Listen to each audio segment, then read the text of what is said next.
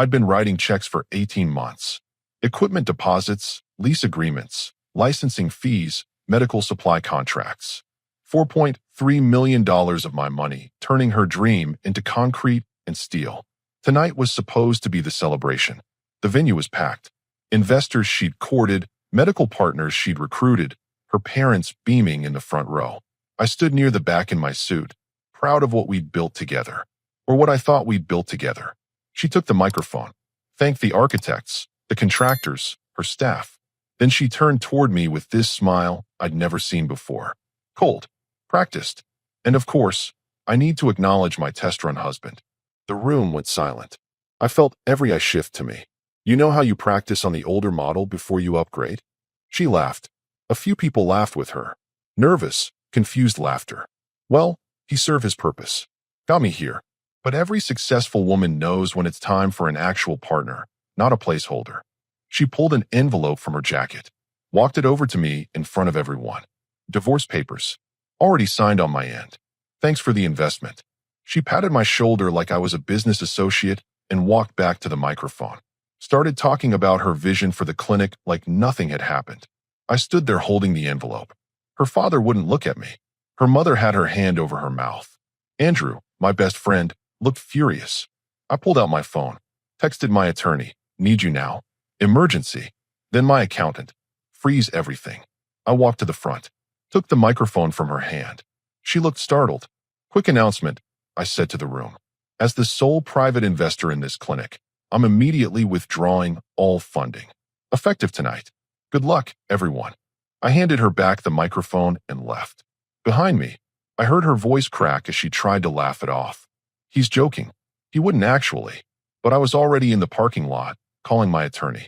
How fast can we pull $4.3 million out of a business venture? If you're the only investor and it's pre-operational, 48 hours, maybe less. Do it. I drove home. Not to our home. To the house I'd owned before we got married. The one in my name only. The one where I'd been staying more often lately because she was too busy with clinic preparations. My phone started ringing before I even pulled into the driveway. Her number. I declined the call. It rang again. Declined. Again. Declined. By the time I walked inside, I had 12 missed calls. I poured myself a drink. Sat in my living room. And for the first time in 18 months, I felt like I could breathe. My phone buzzed. Text from Andrew. That was the most spectacular thing I've ever seen. You okay? Me? Getting there. Andrew. Good. Because she's losing her mind. Her parents are freaking out. Half the people at that event are asking what just happened. Me? They'll figure it out. Another text. My attorney. Meeting tomorrow morning. Bring all investment documentation. Me. Already organized. I'd known something was off for months. The way she pulled away. The late nights that had nothing to do with clinic prep. The phone calls she'd take in the other room. I just didn't know she'd humiliate me in front of 100 people. Big mistake on her part. By morning, my phone showed 67 missed calls. All from her. I didn't listen to a single voicemail. Someone knocked on my door around 8 a.m. I looked through the window. Her father. This was going to be interesting. I opened the door. Her father stood there in the same suit from last night, looking like he hadn't slept. We need to talk. No, we don't. I started to close the door. He put his hand up. Please. Just 5 minutes. I stepped outside, pulled the door shut behind me. Wasn't letting him in. You're destroying her dream, he said. Over what? Hurt feelings. Over being humiliated in front of 100 people. Over being called a test run. Over divorce papers handed to me like a parking ticket. She made a mistake. She's under a lot of stress. Stop. I held up my hand. I put $4.3 million into that clinic. My money, not joint savings. Mine. She thanked me by announcing our divorce and making me look like an idiot. So yeah, I'm taking my money back. The equipment suppliers want payment. The lease company is threatening legal action. The medical partners are pulling out. You're going to ruin her. She ruined herself. He stepped closer. We refinanced our house to help with initial costs. We believed in her. You're going to hurt all of us because of one bad night. That made me pause. You refinanced your house? $50,000. We thought we were investing in family. I felt a twinge of something. Not guilt. Just awareness that collateral damage existed. I'm sorry about your house, I said. Genuinely. But that's between you and your daughter. She made choices last night. Choices have consequences. You're really going to do this? It's already done. My attorney filed the paperwork this morning. Every penny gets returned to my accounts within 48 hours. His face went pale. She said you were bluffing. I don't bluff. He left without another word. By noon, the email started. Equipment suppliers demanding payment. The landlord for the clinic space asking about the next installment. Medical partners requesting urgent meetings. I forwarded everything to my attorney with one instruction. Handle it cleanly. Nothing illegal. Just get my investment back. My accountant called at 2 p.m. The clinic account had $60,000 in deposits from other investors. Small amounts. Family friends, mostly. Want me to preserve those. Yes. They didn't humiliate me. Just return my portion. Done. At 4 p.m., Andrew showed up with coffee and Chinese food. You're trending on local social media, he said, unpacking containers in my kitchen. Fantastic. Half the people think you're a vindictive jerk. The other half think you're a legend. I'm firmly in the legend camp, for the record. Good to know. He pulled out his phone, showed me a post from her mother. Heartbroken watching my daughter's dreams destroyed by a cruel man who can't handle being left. Prayers needed. I handed the phone back. Let them spin it however they want. You're not going to defend yourself? Why would I? Anyone who matters knows what happened.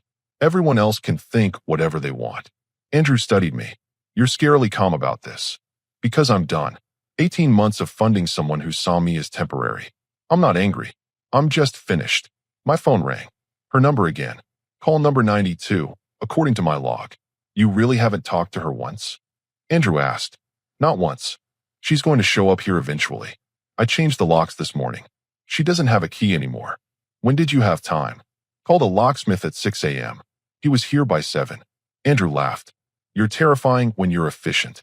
We ate in silence for a minute. Then he said, Can I ask you something? Sure. Did you see this coming? I set down my chopsticks. The divorce? Kind of.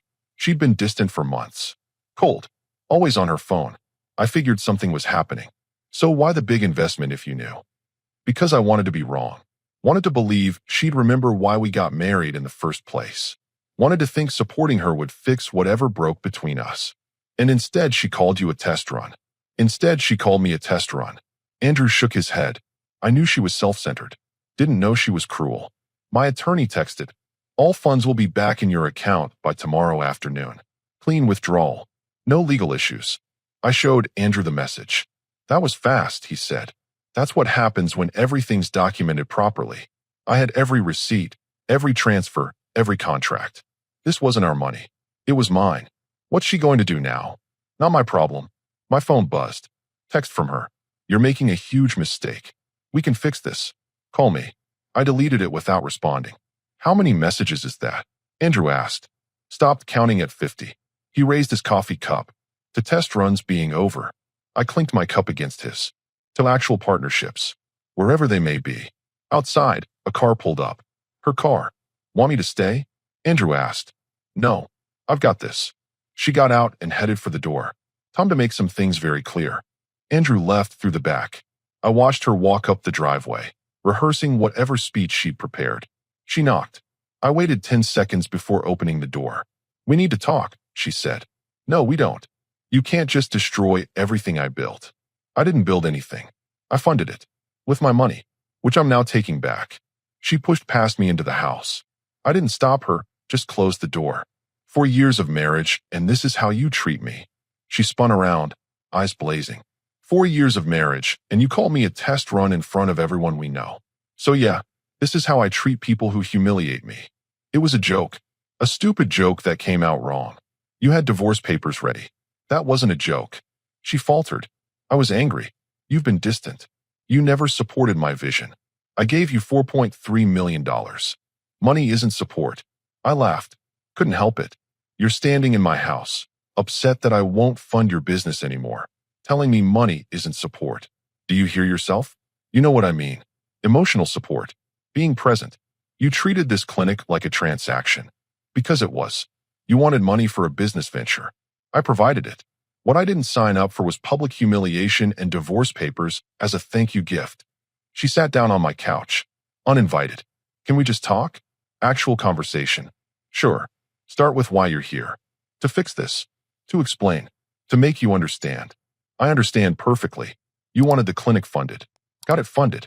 Decided you didn't need me anymore. Miscalculated how quickly I could pull the money. Now you're here doing damage control. That's not fair. Fair. I leaned against the wall. You want to talk about fair? Let's discuss how you told 50 people I was practiced before the upgrade. Let's discuss how you handed me divorce papers like I was a business expense you were writing off. That fair enough for you? Her phone rang. She glanced at it, declined the call. That the medical partners? I asked. Or the equipment suppliers?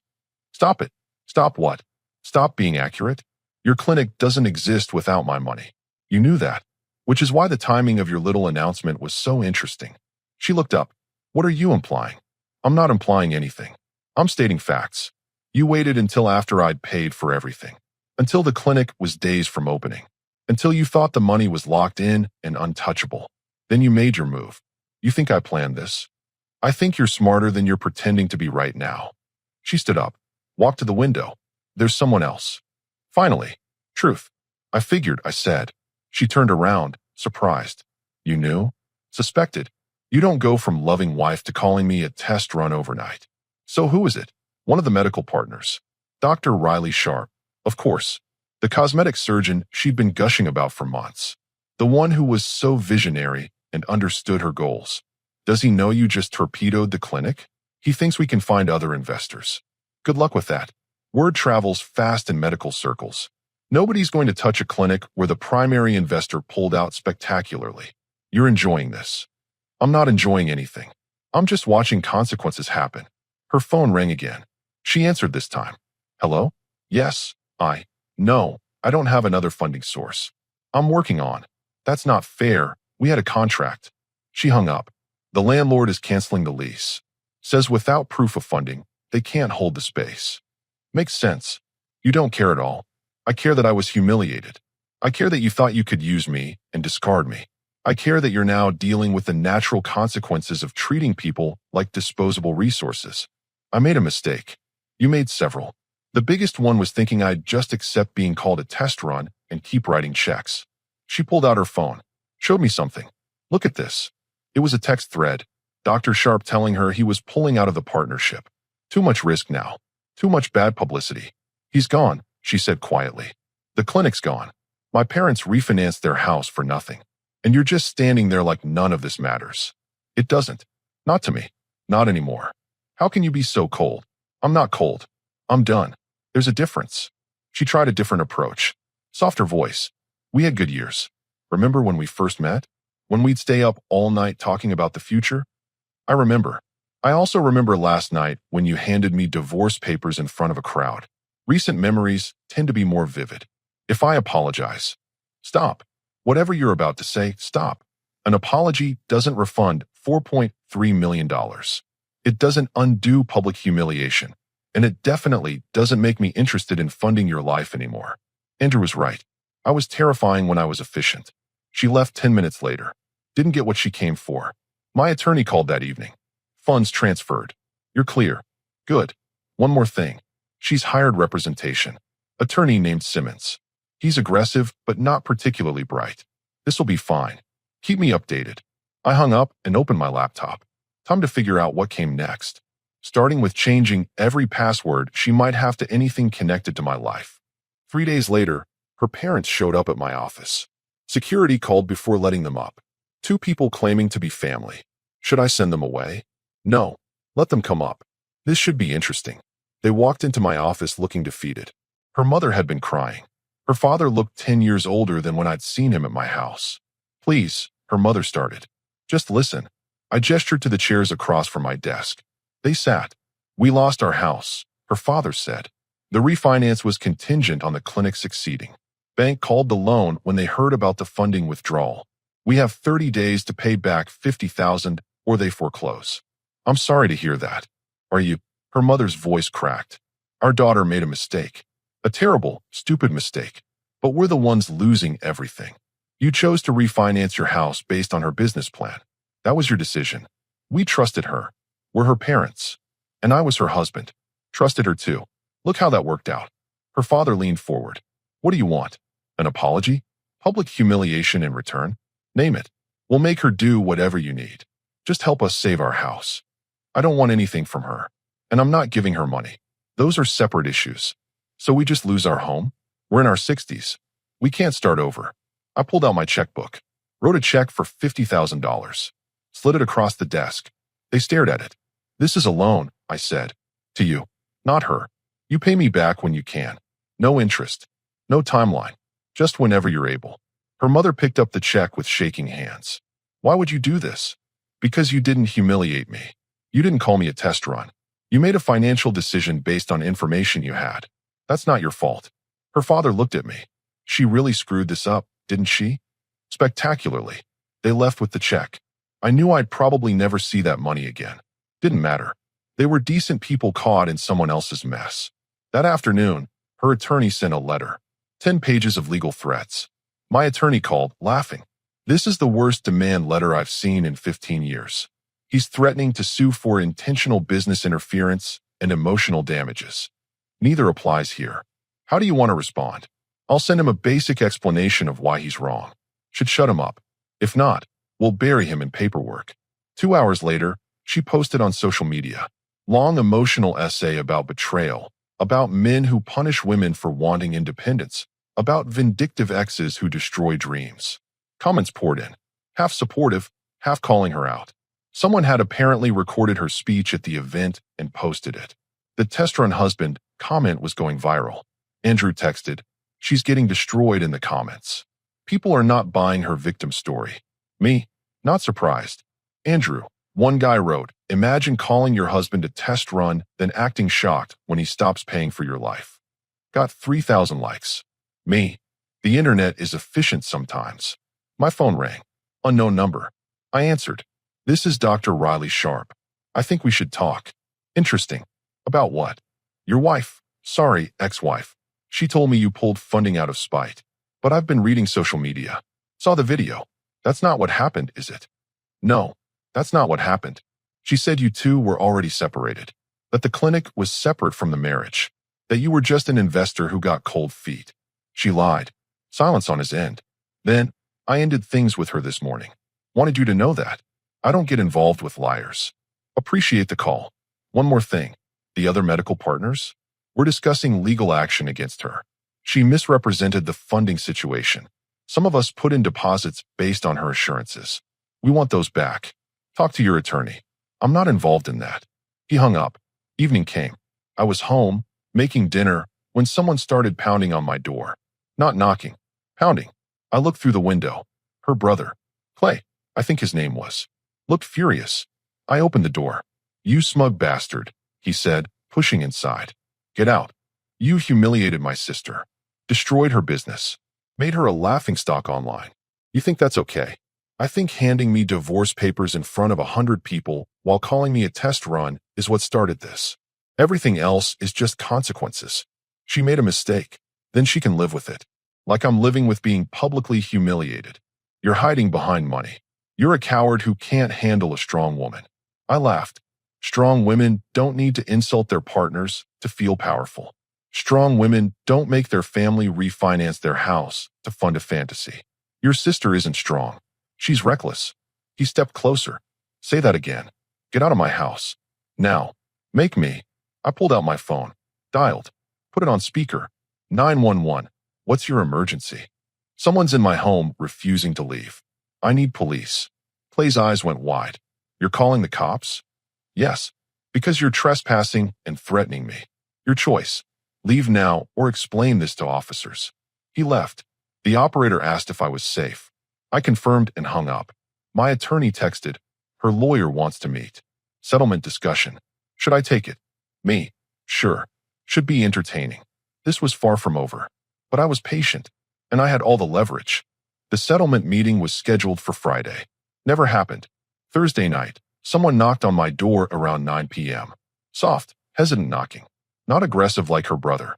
Not desperate like her. I checked the window. Young woman, mid-20s. Took me a second to recognize her. Alicia, the younger sister. The one who'd always been quiet at family dinners.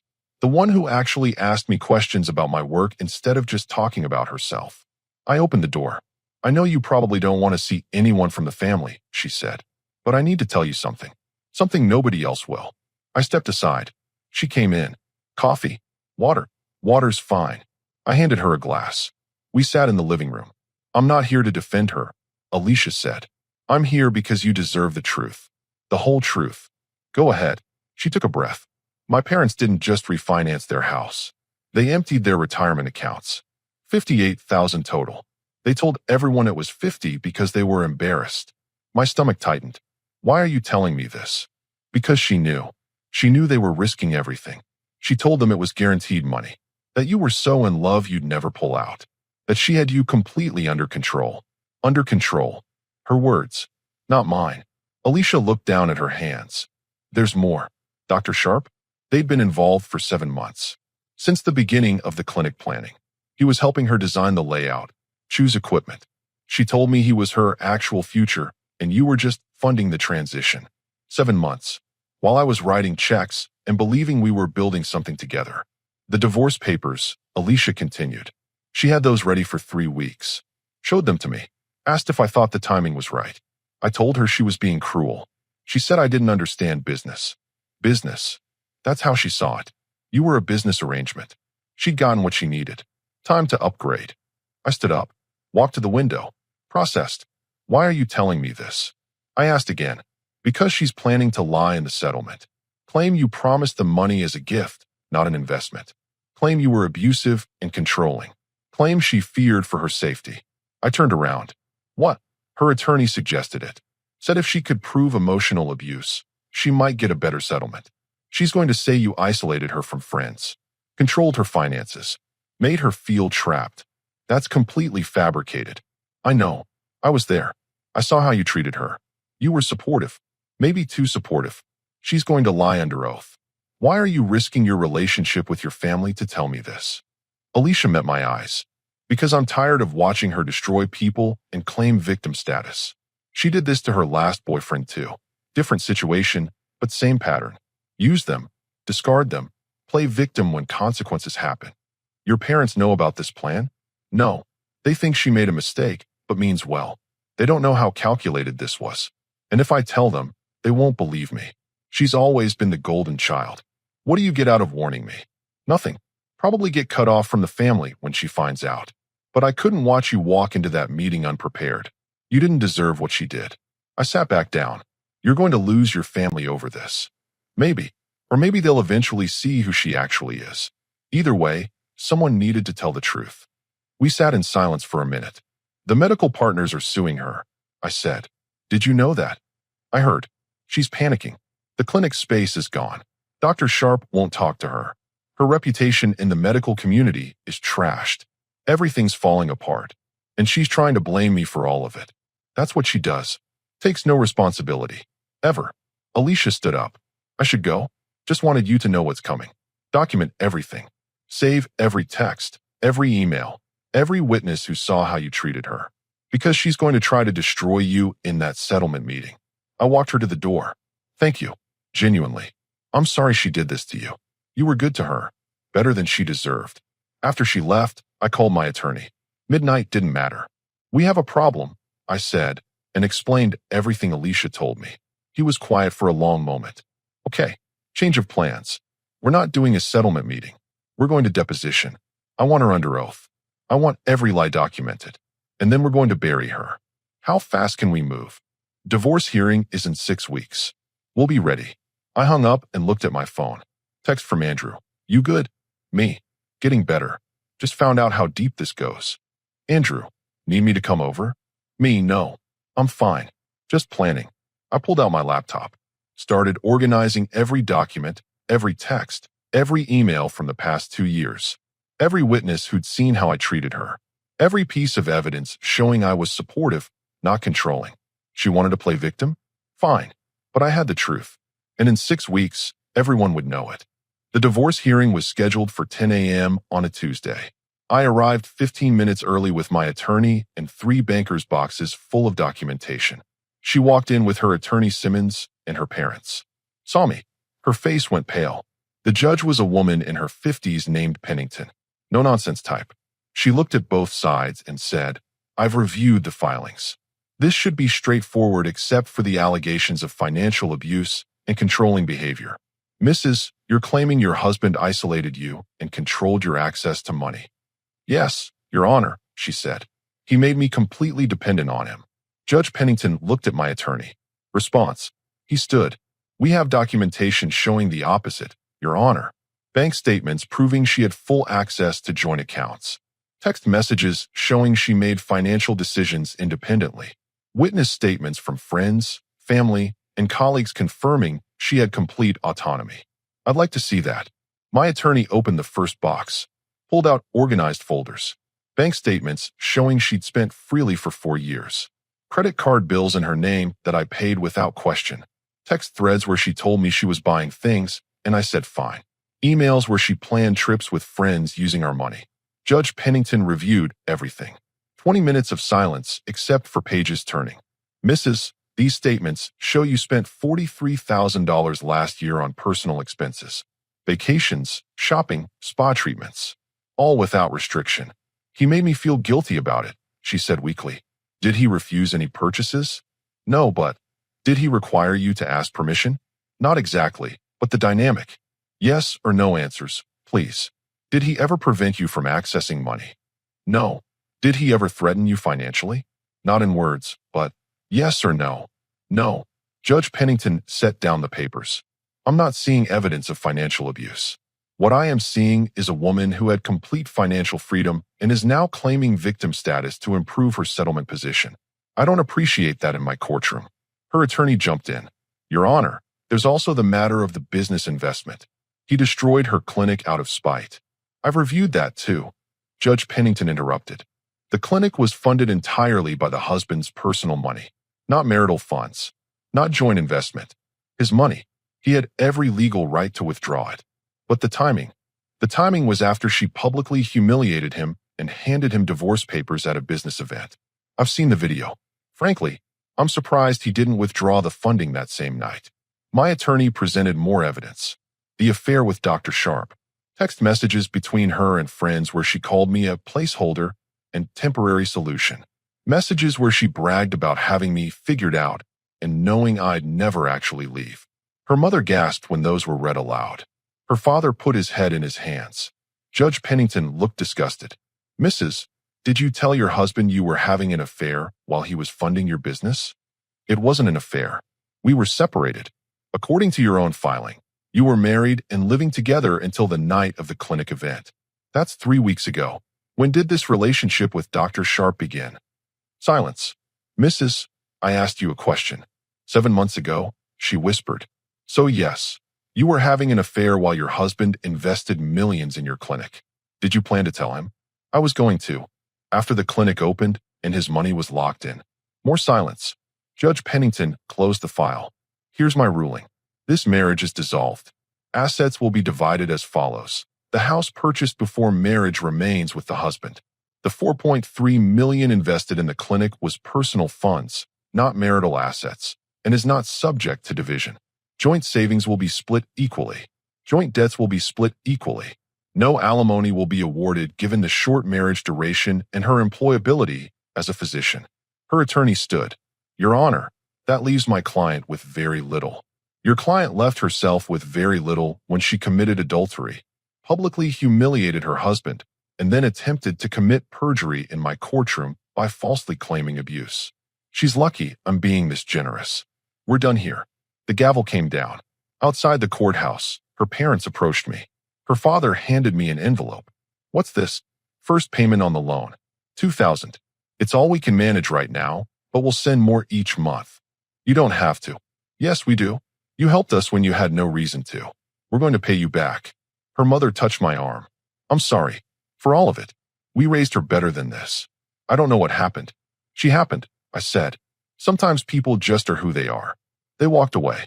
She stood by her car, alone, staring at me. No more defiance. No more smugness. Just someone finally understanding that consequences are permanent. I didn't gloat. Didn't approach her. Just got in my car and drove home. 3 months later, I heard through Andrew that she'd taken a job at a clinic 2 states away. Fresh start, apparently. The medical partners had settled their lawsuit. She paid back their deposits from the inheritance her grandmother left her. Dr. Sharp was engaged to someone else. The clinic space became a yoga studio. Her parents paid me back in full over 18 months. Insisted on adding $1,000 as interest even though I told them not to. Alicia and I got coffee occasionally. She'd been right. Her family cut her off for a while. But eventually her parents came around. Started seeing the patterns they'd ignored for years. As for me, I dated a little. Focused on work. Bought a dog. Normal stuff. No dramatic transformation. No revenge tour. Just life moving forward. Someone asked me once if I regretted the investment. $4.3 million is a lot to lose on a marriage. I told them I didn't lose it. I got it back. Every penny. What I lost was the illusion that someone loved me. But illusions aren't worth $4.3 million. Truth is worth more. And I got that for free.